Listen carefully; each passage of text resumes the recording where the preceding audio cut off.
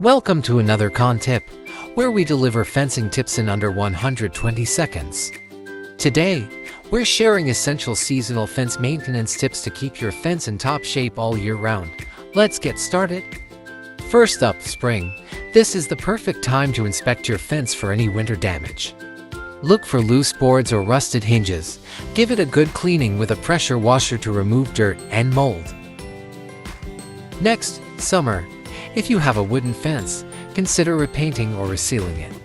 This protects against sun damage and keeps it looking fresh. Don't forget to check for any signs of insect damage. Moving on to fall, trim any overgrown plants or vines that might be leaning against your fence. This prevents moisture buildup and potential rot during the winter months.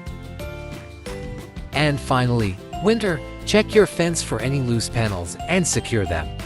If you have a wood fence, consider adding extra protection with a tarp during extreme weather to prevent snow damage. And that's it. By following these seasonal maintenance tips, you'll extend the life of your fence and keep it looking great. If you found this video helpful, make sure to like and subscribe for more CAAN tips. Check out our playlist for more. Should you require professional help, you can contact us on this number or on our website. See you next time.